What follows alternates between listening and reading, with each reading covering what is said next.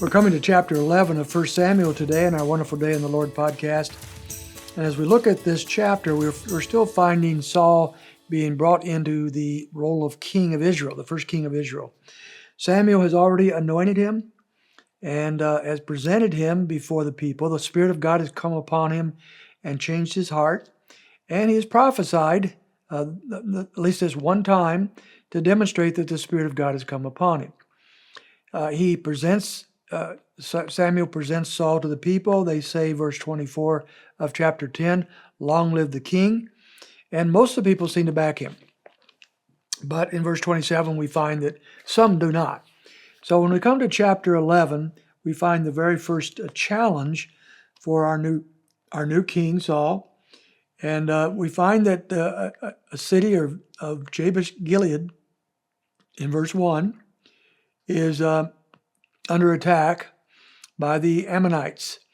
And the Ammonites have come against this city, and they are demanding a covenant with them. And the Ammonites say to them, "Listen, we'll make a covenant with you if you will let us gouge out the right eye of every one of you." Now, that would make them a reproach in all of Israel. So that's a pretty big requirement. And the people of Jabesh Gilead understandably did not want to do that. And so they say, "Give us some time." I don't know why they gave them time, but they did. "Give us some time to see if we can get somebody to deliver us from this requirement." So they sent that information back out to where Saul was. Saul now is in verse 5. He's in the field behind the oxen. So we see that he is the king of Israel, but he has no palace. He has no throne. He has no crown. He has no army. He has nothing but a title, basically.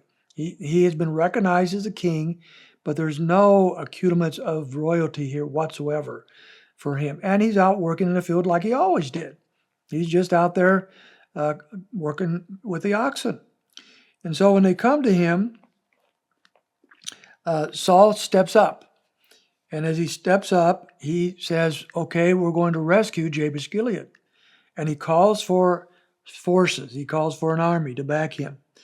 And he said in verse 7, it says, "Whoever does not come out after Saul and after Samuel, so shall it be done to his oxen." Now he'd cut up some oxen, set them throughout the land. So he said, "Look, if you don't follow me, then you're going to pay a big price. I'm going to destroy your livestock." Well, that seemed to do the trick. In verse 8, 300,000 Israelites showed up, and there's another 30,000 from the tribe of Judah. So a pretty big army here, ready to go into battle to protect the Jabesh Gilead people. And in verse 11, they strike down the Ammonites and have a decisive victory, Saul's first victory as king. This is certainly making people be attracted to him and endorse him.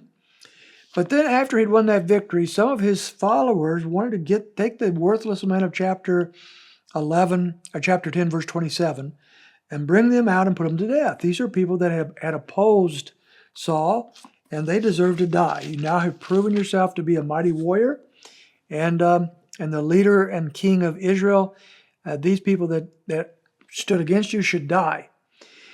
And what we find here, though, is the gentle spirit of Saul. Verse 13, "Not a man shall be put to death this day, for today the Lord has accomplished deliverance in Israel."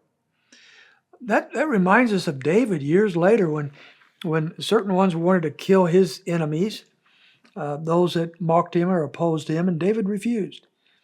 He never wanted to go along with that kind of thing. Well, Saul seems to have that same attitude right here.